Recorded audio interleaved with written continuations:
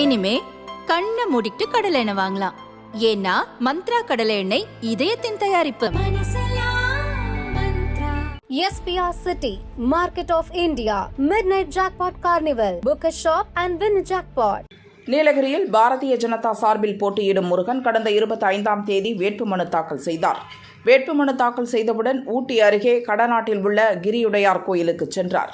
பிறகு கடநாடு சமுதாய கூடம் முன்பு 100க்கும் மேற்பட்டோர் முன்னிலையில் கூட்டம் நடந்தது.